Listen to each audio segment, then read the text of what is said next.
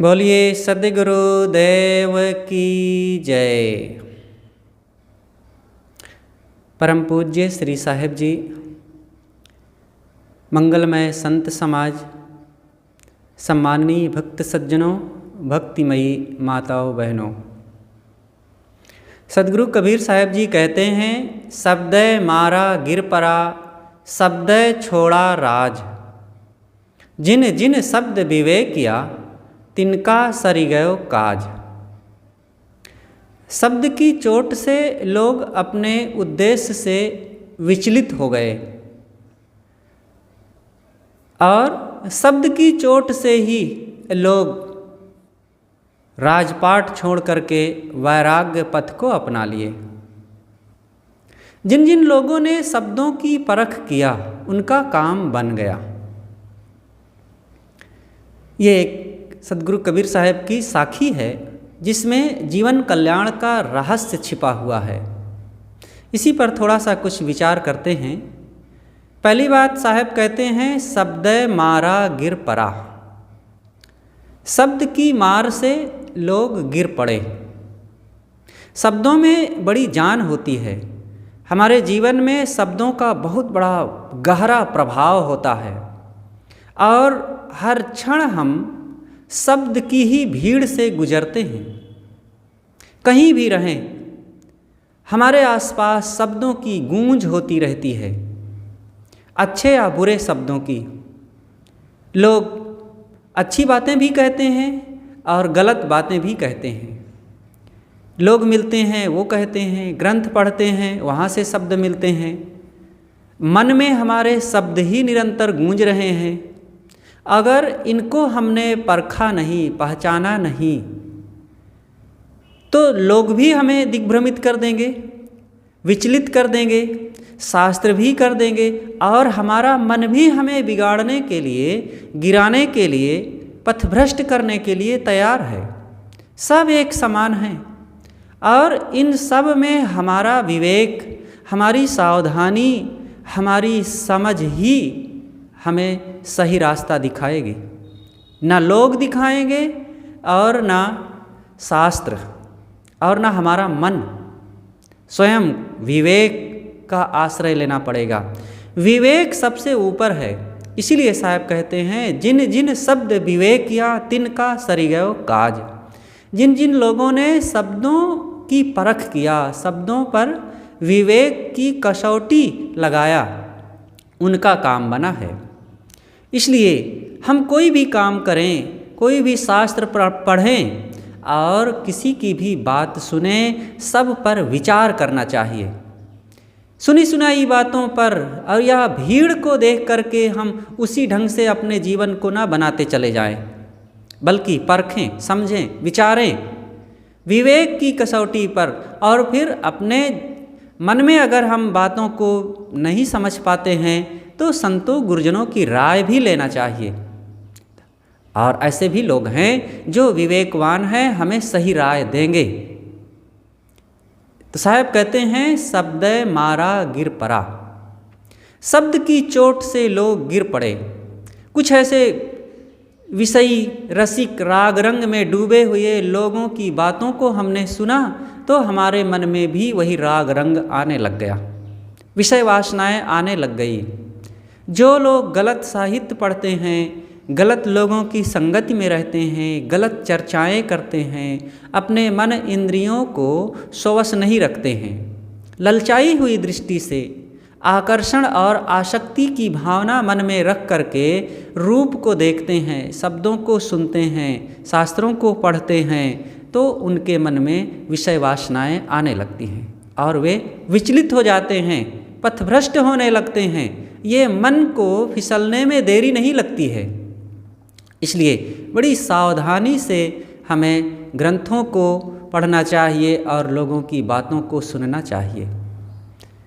देखिए, श्रृंगी ऋषि जंगल में पैदा हुए और जंगल में ही पाले पोसे गए। उन्होंने कभी भी विजाति घट का रूप भी नहीं देखा था, चेहरा भी नहीं देखा था।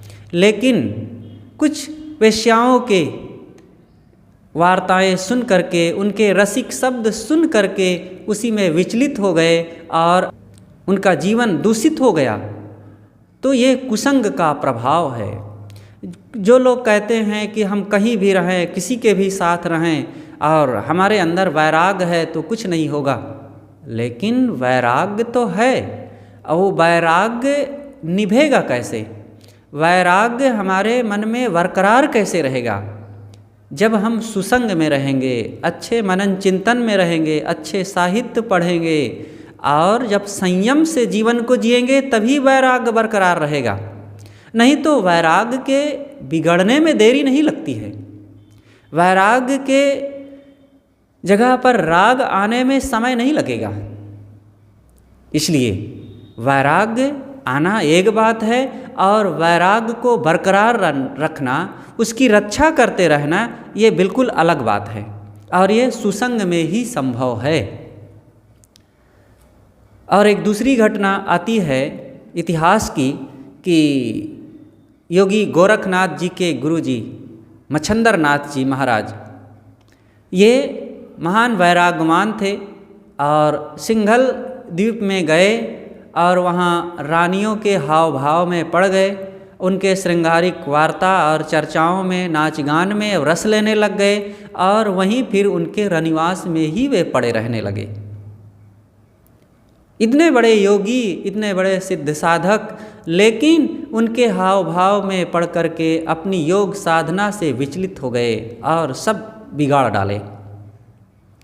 तो कोई ये ना माने कि हम पुराने हो गए हैं, हम बड़े हैं, हम ज़्यादा जानते हैं, हम पढ़े लिखे हैं और हम इतने दिन के वैरागी साधु हैं। ये सब नहीं चलता है।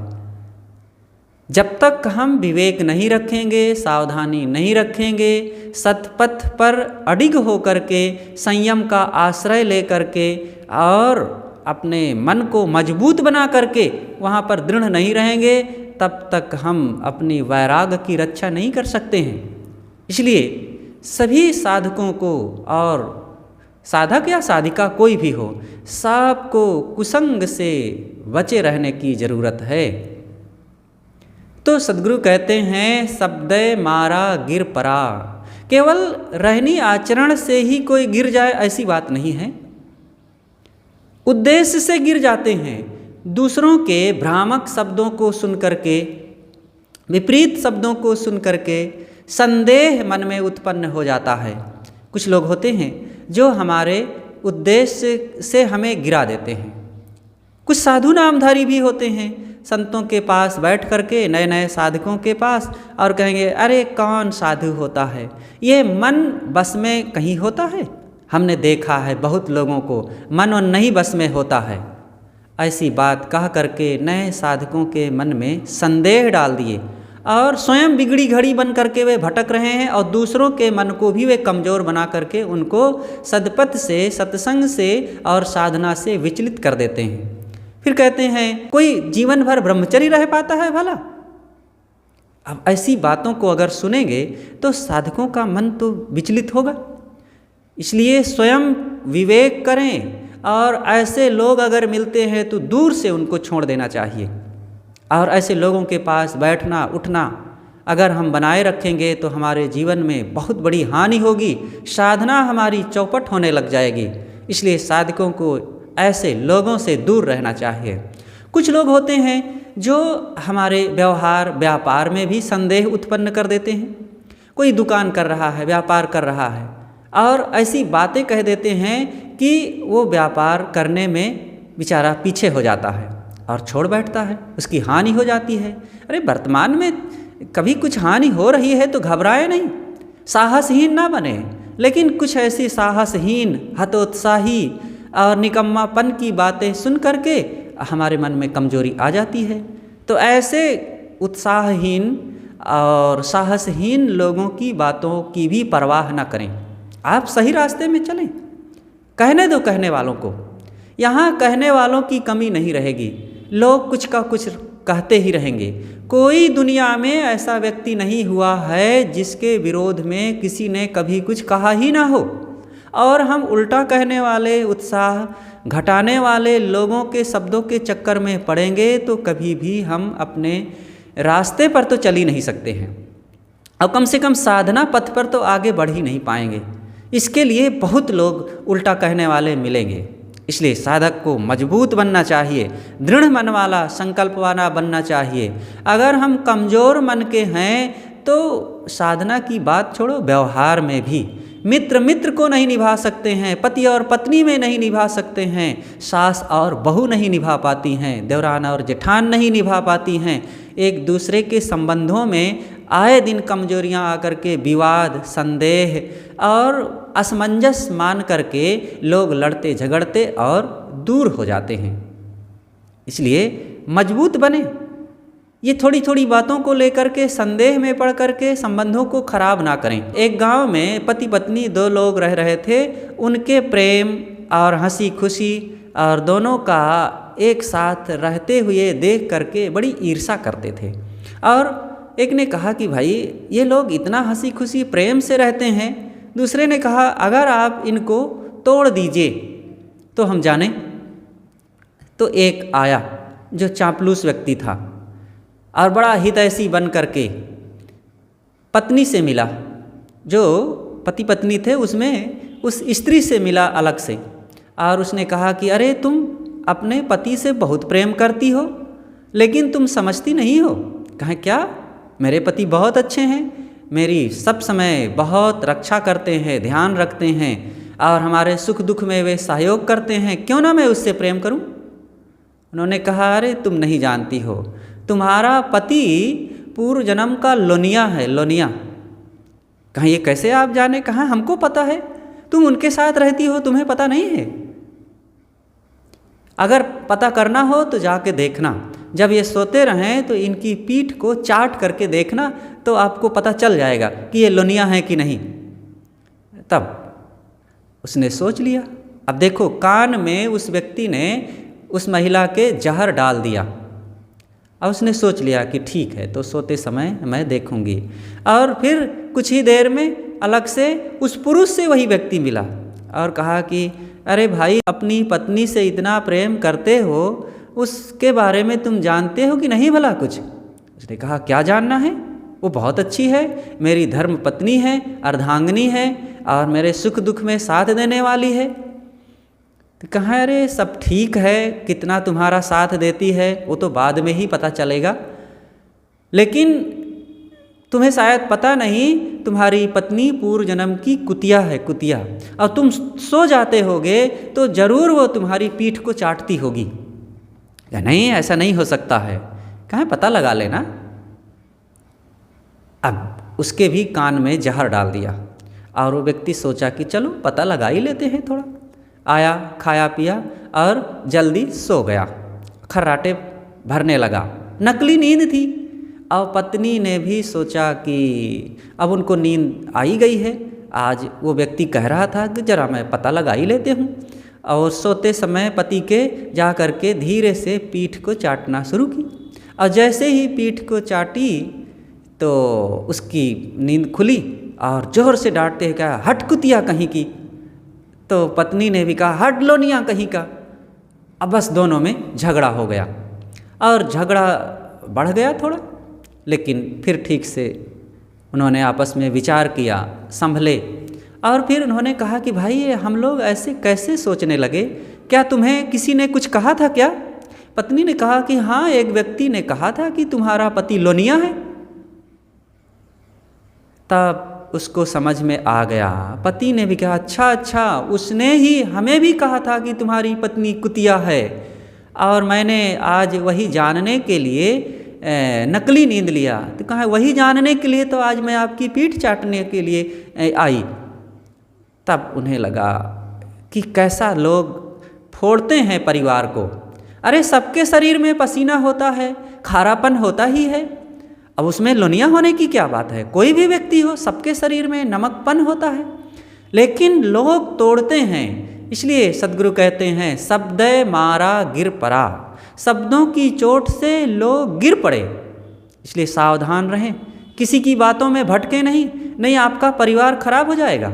आपका जीवन बिगड़ जाएगा, आपका व्यवहार बिगड़ जाएगा।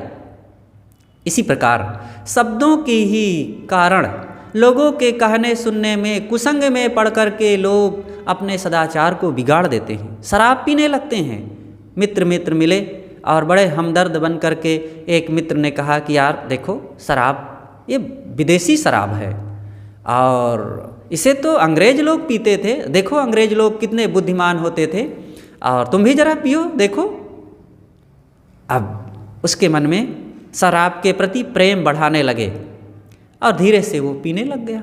अब पीते पीते फिर आदत हो गई, और फिर शराब ऐसी चीज़ है कि जो इस रास्ते में गया फिर वो लौटता नहीं है। ये वन वे है, जिस रास्ते में जाया जा सकता है उसी रास्ते से लौटा नहीं जा सकता।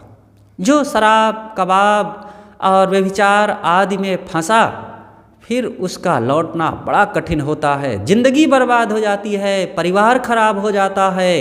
इसलिए ऐसे कुसंगियों के बातों में कभी भी नहीं आना चाहिए, ऐसे लोगों को दूर से छोड़ देना चाहिए। इसीलिए सद्गुरु कबीर ने कहा है कि संगत कीजिए साधु की हरे और की व्याधि, ओछी संगत कूर की आठों पहर उपाधि। ये कुसंग में आप पढ़ेंगे तो आठों पहर उपाधि ही उपाधि मिलेगी। इसलिए सदैव अच्छे लोगों की संगति में रहो। अच्छे लोगों के पास बैठने से आपके जीवन में सुधार आएगा, सदाचार आएगा और कर्मों में पवित्रता आएगी, मन इंद्रियों में स्वस्थता आएगी, आपका जीवन बलवान होता जाएगा। इसलिए ऐसे लोगों के कहा सुनी में ना पड़े, नहीं तो शराब, मांस, चोरी, हिंसा, व्यभिचार आदि में वे गिरा करके आपको बर्बाद कर देंगे। उठाने वाले जल्दी नहीं मिलेंगे, लेकिन गिराने वालों की कमी नहीं है। यहाँ खुद को आपको उठना पड़ेगा। कोई ना गिराता है ना कोई उठाता है। हमारी असावधानी, हमारे अज्ञान और अविवेक से हम खुद गिरते हैं, और विवेक विचार से ही और सावधानी साधना से हम खुद उठ जाते हैं। इसलिए सजग हो करके हम अपने रास्ता को चुनें और आगे बढ़ें। अंधविश्वासों में लोग ढकेल देते हैं, हम नहीं मानते हैं, लेकिन थोड़ी सी तबीयत खराब हुई, बच्चे को स्वास्थ्य बिगड़ गया, हाथ में दर्द हो गया, पेट थोड़ा सा दर्द देने लग गया, सिर में पीड़ा बनी रहती है, दवाई करते हैं नहीं ठीक होता है, तो लोग कहते हैं अरे भाई चले जाओ, वहाँ एक ओझा बाबा हैं और उनसे झाड़वा लो, और वो बहुत अच्छे हैं और वो झाड़ देंगे, सब ठीक हो जाएगा। अरे नहीं ठीक होगा तो कोई नुकसान भी नहीं होगा, क्या हर्जा है, चले जाओ थोड़ा। अब बहुत लोगों का ठीक हो गया है, आप भी चले जाओ, अमुक मंदिर में चले जाओ, अमुक देवी के पास चले जाओ, अमुक जगह वो चौरी बनी हुई है, वहाँ जा कर के जल चढ़ाओ, पूजाओ, और कोई हर्ज नहीं है। बहुत लोग जाते हैं, बहुतों का ठीक भी हुआ है, आप भी चले जाओ। देखिए, आपके मन में अज्ञान, अंधविश्वास का ऐसे ही ये बीज पड़ता है, और आपके जीवन में ये भ्रांति कैसे पनपती है, ये लोगों के कहा सुनी देखा देखी में होता है। इसलिए ऐसे कुसंगियों से भी दूर रहें और अपने अंदर विवेक विचार की मजबूती बढ़ाओ। ये सत्संग से, अच्छे लोगों के पास बैठने उठने से, सद्ग्रंथों को पढ़ने से ये विचार बढ़ते हैं, पनपते हैं और हमारे दिल दिमाग में मजबूती से स्थान बनाते हैं। और जब हम सुसंग में नहीं रहेंगे, सद्ग्रंथ नहीं पढ़ेंगे और गलत विचार रहन सहन ग्रंथों में रहेंगे, तो यही तो होगा। कमज़ोर मन में यही सारे कटीली झाड़ियाँ पैदा होकर के जीवन को कंटकाकीर्ण बनाएंगे। कुछ ऐसे लोग होते हैं जो हमें निकम्मा बनाते हैं, आलसी बनाते हैं। अरे यार, क्या तुम रात दिन लगे रहते हो, रात दिन तुम्हारा भाई तो ये काम नहीं करता है, तुम्हारे पिताजी तो बैठे रहते हैं, वो ऑर्डर देते रहे, तुम ही काहे को जानवर की तरह लगे रहते हो। ऐसी ऐसी बातें कह करके हमारे घर को, परिवार को और हमारे जीवन को लोग बिगाड़ते हैं। इसलिए साहब कहते हैं, शब्दय मारा गिर परा, शब्दय छोड़ा राज। जैसे शब्द की चोट से लोग गिर जाते हैं, वैसे ही शब्दों की चोट से लोग उठ भी जाते हैं। शब्दों को सुन करके जो गिरे हुए लोग थे, अथवा जो विषय वासनाओं में, राग रंग में, दुनियादारी में डूबे हुए थे, किसी ज्ञान, वैराग्य, बोध, साधना संपन्न संतों, साधकों, सज्जनों की बातों को जब सुने तो उनके अंदर वैराग जग गया, और वे राजपाट छोड़ करके भी वैराग का मार्ग अपना लिए, साधक हो गए, साधना में लग गए। महात्मा बुद्ध का ज्वलंत उदाहरण है। उन्होंने रोगी, बूढ़ा और मृत व्यक्ति को देखा और वे राजपाट छोड़ करके वैरागवान हो गए। उनके मन में वैराग की आग सुलगने लग गई। उन्होंने देखा कि ये सबके जीवन में आता है, रोग आकर के सबको व्यथित कर जाते हैं और बहुत बहुत दिनों तक वे परेशान करते रहते हैं। बुढ़ापा आकर के पूरे शरीर की सुंदरता को, शक्ति को सब चौपट करके बदरूप बना देता है, कमज़ोर बना देता है। और एक दिन मौत आकर के शरीर तथा संसार की समस्त चीज़ों से हमें दूर कर देती है। इन बातों को सोच करके सिद्धार्थ चिंतन में डूब गए और उन्होंने वैराग का रास्ता अपना लिया। ये शब्दों की चोट है। और राजा भर्तृहरि कहा जाता है, भर्तृहरि जी उज्जैन के राजा थे, बहुत योग्य पुरुष थे। उन्होंने राजकाज में रहते हुए 2 ग्रंथ लिखा था, श्रृंगार शतक और नीति शतक। और राज छोड़ने के बाद जब साधु जीवन, वैराग जीवन में आए थे, तब उन्होंने वैराग शतक लिखा। राजा भर्तृहरि की पत्नी का नाम था पिंगला। पिंगला से वे अत्यंत प्रेम करते थे और उसी के मोह पास में राजा भर्तृहरि जी सदैव डूबे रहते थे। लेकिन जितना भर्तृहरि जी रानी से प्रेम करते थे, रानी के मन में उतना प्रेम नहीं था। उनके मन में छल था। वो राजा से ज़्यादा, जो राज दरबार में घोड़ों का रखवाली करने वाला, अश्वशाला का मुख्य प्रबंधक था, घोड़ा दरोगा नाम का, उससे वो प्रेम करती थी। इस प्रकार से राजा धोखे में थे और ये बात राजा को पता नहीं था। वो तो समझते थे कि मेरी पत्नी पिंगला मुझसे अनन्य भाव रखती है। लेकिन ये बात को राजा भर्तृहरि जी के छोटे भाई विक्रमादित्य जी जानते थे और भी लोग जानते थे। लेकिन अब कौन कहे कि राजा साहब आप जिससे प्रेम करते हैं वो आपके साथ धोखा दे रही। एक दिन साहस जुटा करके विक्रमादित्य जी ने राजा भर्तृहरि जी से कहा कि भैया, जिस भाभी में आप बहुत प्रेम करते हैं और इतना उसको मानते हैं, वो आपके साथ छल कर रही हैं, वो आपके हाथ में नहीं है। इतनी बात सुनते ही राजा चौंक गए। उन्होंने कहा ऐसा कैसे हो सकता है? और बिना परीक्षा किए, बिना किसी प्रकार से पता लगाए वे जाकर के ये बातें सीधा पिंगला से कह दिए। और पिंगला सुनते ही अंदर आग बबूला हो गई। उसने कहा कि आपका भाई विक्रमादित्य खुद भ्रष्ट है और अपनी भ्रष्टता को छिपाने के लिए हमारे जीवन में वो लांछन लगा रहा है। और देखिएगा, एक ना एक दिन उसकी पोल पट्टी जब खुलेगी तब आपको सच्चाई का पता चल जाएगा। अब इधर पिंगला षड्यंत्र करना शुरू कर दिया। राज दरबार के पास में ही एक सेठ जी रहते थे। सेठ जी को बुला करके पिंगला ने कहा कि तुम राज दरबार में आकर के विक्रमादित्य के विरोध में ऑब्जेक्शन करो और कहो कि हमारी बहू को विक्रमादित्य जी बलात् चाहते हैं, हमारी सुनवाई हो और हमारी रक्षा हो, नहीं तो हम राज छोड़ करके चले जाएंगे। सेठ ने कहा कि लेकिन हुजूर, रानी साहिबा, विक्रमादित्य जी तो देव स्वरूप हैं, उनके साथ ऐसा हम दुर्व्यवहार कैसे कर सकते हैं? पिंगला ने कहा कि अगर नहीं करोगे ऐसा तो मैं तुम्हें पूरे परिवार सहित सबको फुकवा दूंगी, सबको नष्ट कर दूंगी, तुमको करना ही है। अब वो डर गए। अंततः उन्होंने विक्रमादित्य के साथ ऑब्जेक्शन किया। राज दरबार में सेठ आया और उधर रानी भी आई और उन्होंने कहा कि आपके छोटे भाई विक्रमादित्य जी हमारी बहू को बलात् चाहते हैं, हमारी रक्षा हो, नहीं तो हम पूरा परिवार सहित आपका राज छोड़ करके दूर कहीं चले जाएंगे। विक्रमादित्य के लिए ऐसा सुन करके भर्तृहरि जी के मन में बहुत क्रोध आया और उन्होंने तुरंत विक्रमादित्य जी को बुलाया और कहा कि मैं तुम्हारे लिए ऐसा सोच भी नहीं सकता था और तुम्हारे जीवन में ऐसी हरकत। विक्रमादित्य जी ने कहा कि भैया आप इसकी परीक्षा कीजिए, ये बात सच नहीं है। और सेठ जी से उन्होंने कहा कि भाई भयवश लोभवश तुम ऐसा क्यों किसी को दोषित सिद्ध कर रहे हो, ये गलत है। लेकिन सेठ सब कुछ सच्चाई समझते हुए भी रानी के दबाव में आकर के बारंबार विक्रमादित्य पर ऑब्जेक्शन करता ही गया। अंततः रानी ने कहा कि देखिए राजन, ये अपनी गलतियों को छिपाने के लिए हमारे साथ कैसा दुर्व्यवहार कर रहा था, आज उसकी सच्चाई सामने आ गई ना। भर्तृहरि जी ने कहा कि विक्रमादित्य तुम मेरे राज को छोड़ कर कहीं दूर चले जाओ, बस इतना ही तुम्हारी सजा है।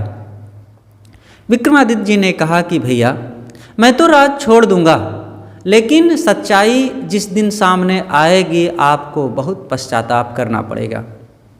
और वो रो करके भैया के सामने से हाथ जोड़ करके चले गए। कुछ दिनों के बाद राजा भर्तृहरि जी के पास एक ब्राह्मण आया। वो एक अद्भुत फल लेकर के आया जो बड़ा ही गुणकारी था। उन्होंने कहा कि राजन आप इस फल को खाइए, यह आपके स्वास्थ्य के लिए, शरीर के लिए बहुत लाभकारी है और आप इसे खाएंगे तो आप दीर्घ आयु होंगे और दीर्घ आयु होने से आप प्रजा का बढ़िया से पालन कर सकेंगे। हमें एक अच्छे राजा की ज़रूरत है। तो उस ब्राह्मण को भर्तृहरि जी ने कुछ दक्षिणा दिया और विदा किया और सोचा कि इस फल को मैं खा करके क्या करूँगा, सुख तो मुझे रानी से मिलता है।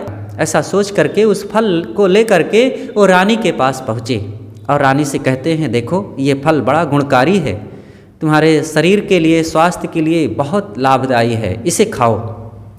और पिंगला ने कहा कि वाह, आप जैसे मेरे लिए कौन भला सोच सकता है।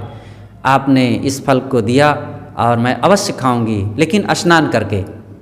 और स्नान करने के बहाने अंदर गई और सोचती है कि मैं इस फल को खा करके क्या करूंगी। अगर मेरा यार घोड़ा दरोगा खाए तो वो स्वस्थ और सुखी रहेगा, तो मुझे उससे सुख मिलता रहेगा। जैसे ही घोड़ा दरोगा आया उस फल को दिया और कहा कि इसे आप खाओ, और आप खाएंगे तो आपका शरीर बलवान रहेगा, आपका स्वास्थ्य अच्छा रहेगा और हमारा आपका सुख संबंध बनता रहेगा।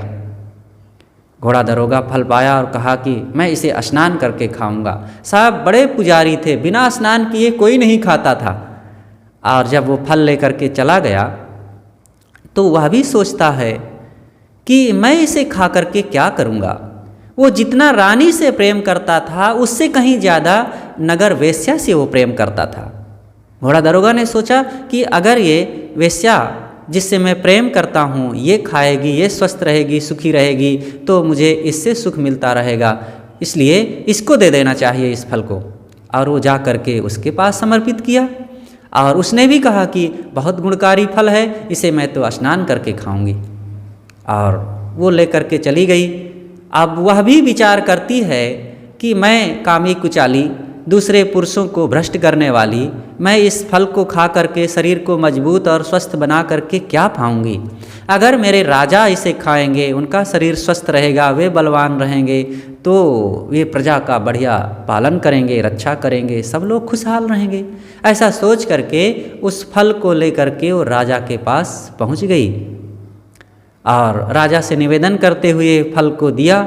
तो देख करके तो भर्तृहरि जी तो चौंक पड़े। उसने पूछ लिया कि तुमने इस फल को कहाँ से पाया, उसे बताना पड़ा। तो घोड़ा दरोगा को बुलाया गया, तुमने इस फल को कहाँ से पाया, अब उसे भी बताना पड़ा कि रानी से।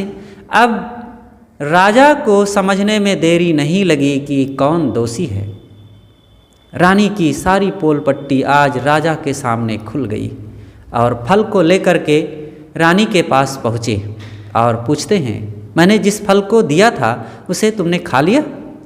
और वो नाज नखरा करते हुए लिपट गई हाव भाव से और कहा कि मेरे स्वामी प्राणनाथ, आप मुझ पर संदेह करते हैं, मैंने तो तुरंत खा लिया था स्नान करके। और राजा ने जेब से फल को निकाला और कहा कि ये कहाँ से आया। इतना सुनते ही रानी आज समझ गई कि मेरी सारी पोल पट्टी खुल गई है, और वो मूर्छित होकर के वहीं धड़ाम से गिर पड़ी। राजा चाहते तो पिंगला को मरवा देते और घोड़ा दरोगा को, वेश्या को, सब को खत्म कर देते और अपने लिए दूसरी एक से एक योग्य रानी बुला लेते, लेकिन उनके मन में राजपाट, रानी और धन खजाना सब से वितृष्णा हो गई। और उन्होंने एक मंत्र कहा, याम चिंत्याम सततम मयि सा विरक्ता। और लंबा श्लोक है। उन्होंने कहा कि मैं जिसे रात दिन चिंतन करता हूँ, जिसे चाहता हूँ, जिससे प्रेम करता हूँ, वो मुझसे विरक्त है। वो मुझे प्रेम नहीं करती है, वो किसी और से प्रेम करती है। और जिससे रानी प्रेम करती है वह रानी से प्रेम नहीं करता, वो अन्य किसी नगर वेश्या से प्रेम करता है। और वो नगर वेश्या भी उससे प्रेम नहीं करती है, बल्कि वो मुझसे प्रेम करती है। धिक्कार है इस प्रेम को। ये प्रेम नहीं, ये मोह है, वासना है। और ये वासना का तांडव ही ऐसा होता है कि ये किसी एक में रुकता नहीं है और किसी एक से संतुष्ट होता नहीं है। और उन्होंने कहा कि उसको धिक्कार, उसको धिक्कार, और इस काम वासना को धिक्कार, मुझको धिक्कार, जो इन सब में मैं डूबा हूँ अचेत होकर के। और साप से वितृष्णा हो गई उनको। और फिर एक दूसरा श्लोक उन्होंने कहा कि भोगे रोग भयम, कुले च्युत भयम, वित्ते नृपालाद भयम, माने दैन्य भयम, खले रूप भयम, रूपे जरा भयम। और अंतिम में उन्होंने कहा कि विवृणा वैराग्य मेवा भयम, वैराग्य ही एक निर्भय पद है। ये भोगों में रोग का भय है, और धन में चोर डाकुओं का भय है, राज में दूसरे राजाओं का भय है, शरीर में बुढ़ापा का भय है, और कुल परिवार में किसी के विचलित हो जाने का भय है। वैराग्य एक निर्भय पद है। ऐसा सोच करके उन्होंने तुरंत मंत्रियों को बुलाया और कहा, बहुत खेद प्रकट करते हुए, कि मेरा प्रिय भाई विक्रमादित्य पूर्ण निर्दोष था। मैंने पिंगला के बहकावे में आकर के उनको राज से निकाल दिया है। तुरंत उन्होंने सिपाहियों को कहा कि जाओ, विक्रमादित्य जहाँ कहीं भी हो उनको खोज करके लाया जाए और उज्जैन की गद्दी पर उनको बैठाया जाए। जब तक वे आ नहीं जाते हैं, मंत्री लोग यहाँ की राज व्यवस्था को संभालें, और अब मैं 1 मिनट के लिए भी यहाँ नहीं रुक सकता हूँ। और वे सब कुछ को त्याग करके चल दिए। देखो, जो इतना काम वासना में डूबे हुए भर्तृहरि जी थे, वे आज उनको चोट लगी, संसार की सच्चाई को समझे और देखे कि कैसा ये छल से भरा हुआ संसार स्वार्थपूर्ण है। और इसको देखते ही उनका जीवन बदल गया, वैरागवान हो गए और महान वैरागवान हुए। और वैराग पथ में आकर के फिर उन्होंने वैराग शतक नाम का जो ग्रंथ लिखा है वो अद्भुत। परम पूज्य सद्गुरु अभिलाष देव जी द्वारा उनकी उस वैराग शतक की टीका भी है, और उस पर उन्होंने अनेक बार प्रवचन भी किया है। वो प्रवचन सुनने लायक है, बड़ा मार्मिक है। तो सद्गुरु कबीर कहते हैं कि शब्द छोड़ा राज, शब्दों की चोट से लोग राजपाट छोड़ करके वैराग का रास्ता अपना लिए। इसी प्रकार गोपीचंद जी भी राजा भर्तृहरि जी के बहन के बेटा थे, भांजा। और ये भी बड़े होनहार राजकुमार थे, लेकिन इन्होंने भी अपनी माँ की प्रेरणा से और अपने मामा श्री भर्तृहरि जी की प्रेरणा से वैराग का रास्ता अपनाया और बहुत योग्य वैरागवान साधक हुए। इनकी माँ ने ही समझाया था इनको गुरु आश्रम में जाते हुए कि बेटा, तुम जा तो रहे हो सब कुछ छोड़ करके गुरु आश्रम में, लेकिन मेरी इन 5 बातों का सदैव ध्यान रखना। पहली बात यह है कि सदैव किला में रहना। दूसरी बात है कि उत्तम भोजन करना। तीसरी बात है कि मखमली गद्दे पर ही सोना। और चौथी बात, मंत्रियों को वश में रखना। और 5वीं बात उन्होंने कहा कि बेटा, प्रजा पर शासन करना। गोपीचंद जी ने पूछा कि माँ, मैं तो ये सब छोड़ करके जंगल जा रहा हूँ, वहाँ कहाँ किला और उत्तम भोजन, मखमली गद्दा? अरे वहाँ सादा गोदा जंगल में रह करके ज़मीन में सोते हुए जिस किसी प्रकार से जीवन बिताऊंगा, वहाँ ये सब कहाँ मिलेगा? तब माँ ने कहा कि बेटा, संतों का घेरा ही किला है। संतों के घेरे में रहना, कुसंग में कहीं मत जाना, और वो तुम्हारे लिए सुरक्षा प्रदान करेगा और जिससे तुम्हारा वैराग दिनों दिन चमकता जाएगा, वही किला है। दूसरी बात उन्होंने कहा कि बेटा भूख लगने पर भोजन करना और दवाई समझ करके खाना, शरीर रक्षा के लिए भोजन में कभी आसक्ति मत बनाना, यही तुम्हारे लिए उत्तम भोजन है, माल मलीदा है, 56 भोग है। और तीसरी बात उन्होंने कहा कि बेटा मखमली गद्दा, जब नींद लगे तभी सोना, अनावश्यक आलस प्रमाद में लेटे सोए मत रहना। और जब नींद लगने पर सोओगे ज़मीन पर घास बिछा करके, चद्दर बिछा करके, चटाई बिछा करके, तो वो मखमली गद्दा से भी ज़्यादा अच्छा लगेगा। और ये मन ही तुम्हारा मंत्री है, इसलिए मन को सदैव वश में रखोगे तो सदा सुखी रहोगे। और ये इंद्रियां ही प्रजा है, इंद्रियों को वश में रखना, इंद्रियों को चंचल मत होने देना, बिगड़ने मत देना, तब तुम्हारा वैराग दिनों दिन आनंद, शांति और स्थिति की तरफ आगे बढ़ता जाएगा। तो राजा भर्तृहरि जी के भांजा गोपी चंद जी भी एक महान वैरागवान हुए हैं। सदगुरु कबीर ने उनका नाम लिया है अपने बीजक ग्रंथ में। तो साहब कहते हैं कि शब्दय छोड़ा राज, शब्दों की चोट लगी तो लोग राजपाट को भी छोड़ दिए। कहा जाता है कि गोस्वामी तुलसीदास जी को भी अपनी पत्नी की बातों से चोट लगी और वे सब कुछ छोड़ करके एक अच्छे साधक, लेखक, कवि, विद्वान और संत हो गए। अपनी पत्नी रत्नावली में वे अत्यंत आसक्त थे, यहाँ तक कि एक दिन के लिए भी उनको नहीं छोड़ पाते थे। एक दिन वो मायके चले गईं, अब इधर ये बिहवल हो गए। तो बारिश के दिन थे, रात में ही वे चल पड़े ससुराल। और जमुना नदी बाढ़ी हुई थी। कहा जाता है कि मुर्दा को नाव समझ करके और उसी के सहारे वे पार हो गए और घर गए। दरवाज़ा बंद था, रात का समय था और पिछवाड़े, कहावत है कितना सच है कितना झूठ है कह नहीं सकते हैं, लेकिन जो प्रचलित चर्चाएं हैं कि एक सरप लटक रहा था, उसी को रस्सी समझ करके चढ़ गए पीछे से और सीधा पत्नी के कमरे में पहुँचे। पत्नी ने रात में देखा कि ये यहाँ अंधेरी रात में, आधी रात में ऐसे आ गए। उनको बहुत बुरा लगा और उन्होंने धिक्कारते हुए कहा कि तुम जिस मेरे हाड़ चाम से इतना प्रेम करते हो, अगर राम से इतना ही प्रेम करते तो तुम्हारा जीवन ही बदल गया होता। और उनको ये बात लग गई और उसी समय तत्क्षण वे निकल पड़े और उनके मन में वैराग हो गया और वे साधना में लग गए। और तुलसीदास, गोस्वामी तुलसीदास रामायण के रचनाकार बन गए, पूरे भारत में आज वे प्रसिद्ध हो गए। तो ये शब्दों की चोट लगी। कहा जाता है कि एक पति और पत्नी बड़े प्रेम से रहते थे। तो एक दिन कुएं पर पत्नी अपने पति को स्नान करा रही थी, उनकी पीठ को रगड़ रही थी। रगड़ते रगड़ते पत्नी रोने लगी और रोते ही उसके आँखों से आंसू पति की पीठ पर गिरा तो थोड़ा गरम गरम लगा। तो उन्होंने मुड़ करके देखा तो पत्नी रो रही थी। उन्होंने पूछा, अरे तुम क्यों रो रही हो?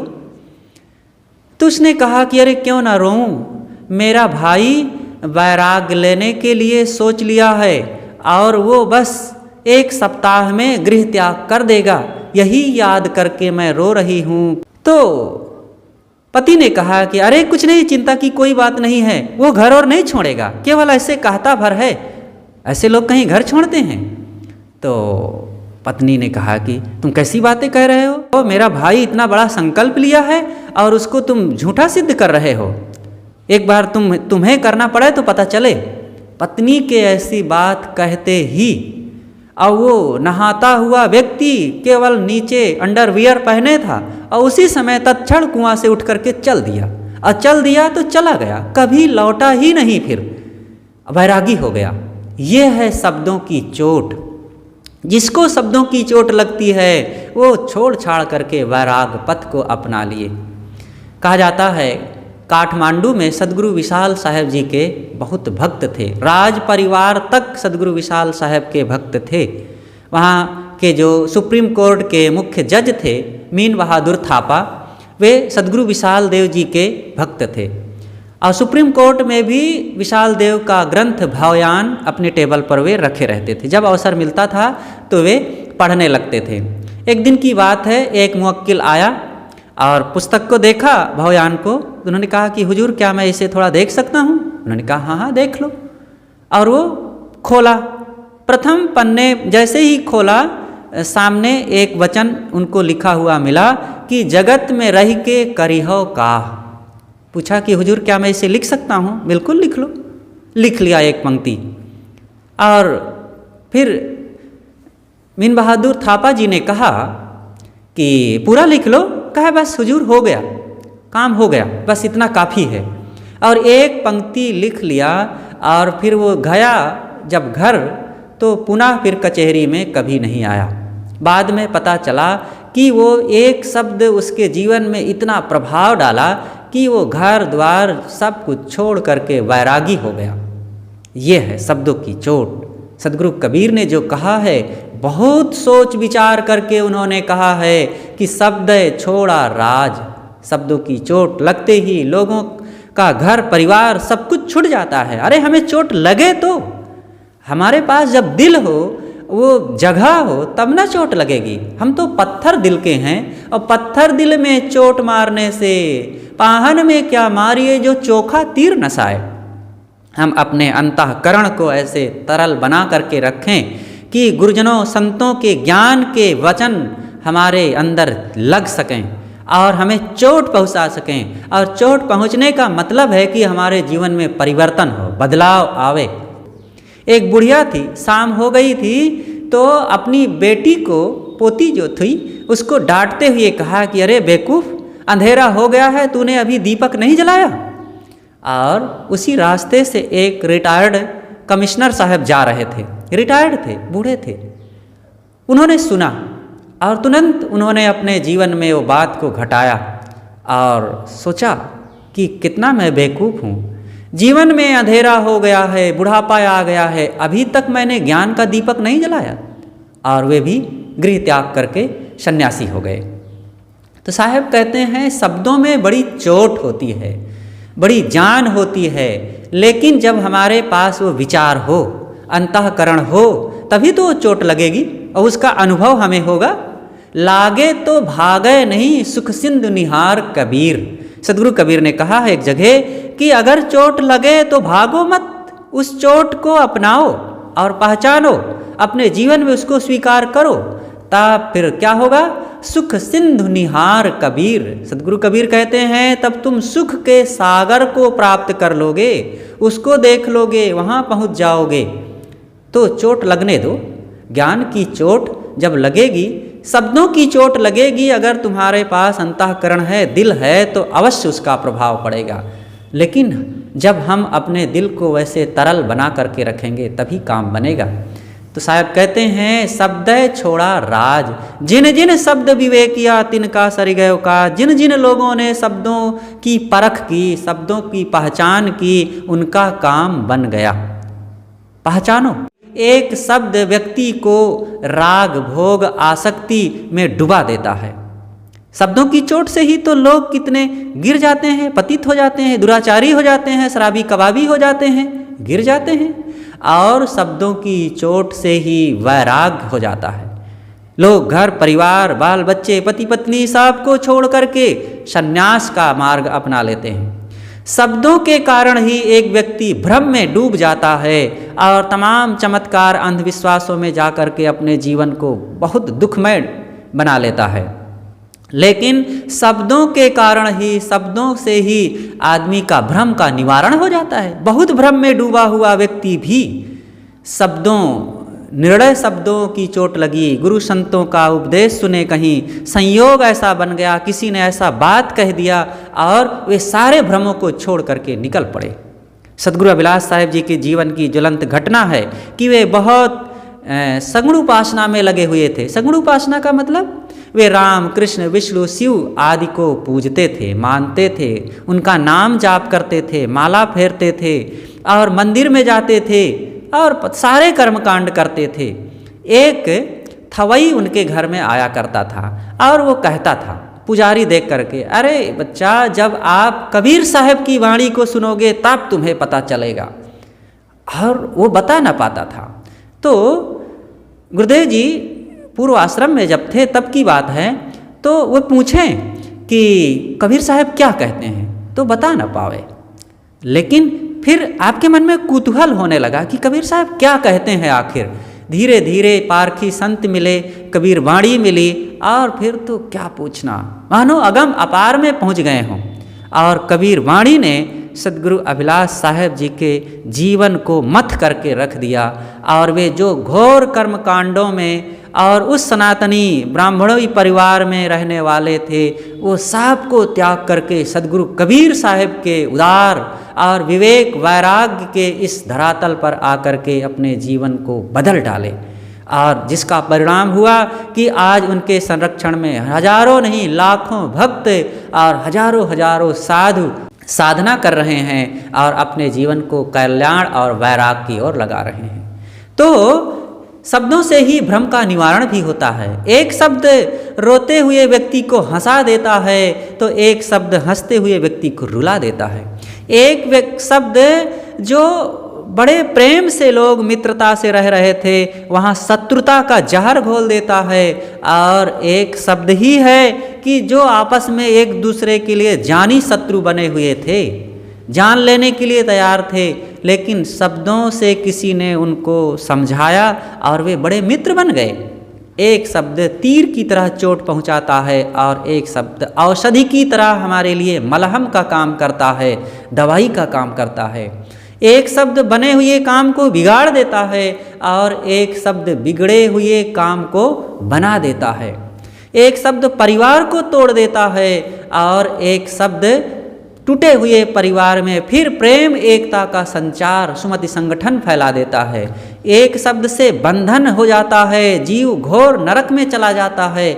और उन्हीं एक शब्द एक प्रकार के होते हैं जो गुरुजनों, संतों, साधकों, भक्तों के सुने और बंधन में डूबा हुआ व्यक्ति भी कल्याण और साधना की तरफ आगे चला जाता है। इसलिए हमें शब्दों को परखना चाहिए। साहब कहते हैं कि जिन जिन शब्द विवेक या तिनका सरि गयो काज, जिन जिन लोगों ने शब्दों को पहचाना, शब्दों की परख किया, उनका काम बन गया। इसलिए हम लोग शब्दों को पहचानें। शब्द हमारे जीवन में बहुत बड़ी शक्ति प्रदान करते हैं, बहुत बड़ा काम करते हैं। लेकिन अगर विचार पूर्वक शब्दों को पहचानेंगे तो हमारा जीवन निरंतर उत्तरोत्तर शांति, साधना, कल्याण की ओर बढ़ता जाएगा। और अगर विचार नहीं करेंगे तो शब्द तो मिलेंगे, शब्द तो रहेगा पूरा जीवन, लेकिन हम दुखों में धंसते जाएंगे, बंधन पर बंधन बनते जाएंगे और अनेक प्रकार की आसक्ति, मोह, राग बढ़ता जाएगा। और ये जीवन जो मिला हुआ था सुख शांति का अनुभव करने के लिए, पूर्ण मुक्त होने के लिए, सदा के लिए इस संसार के बंधनों से छूट करके आत्म कल्याण की स्थिति में ठहरने के लिए, लेकिन अगर हम शब्दों को परख नहीं किए तो दुख में बीत जाएगा और बहुत बंधन बन जाएंगे, नरक में चले जाएंगे, पशु आदि 84 खानियों में भटकने के लिए विवश हो जाएंगे। इसलिए हमें गुरुदेव संतों के शब्दों को पहचान करके, परख करके, अपना करके अपने जीवन में वो रहनी अपनाना है, जिससे हमारा भी जीवन सुख शांति कल्याण की ओर आगे बढ़ सके। आप सबको मंगल कामना करते हुए अपनी बातों को यहीं पर विराम देता हूँ। बोलिए सद्गुरु देव की जय।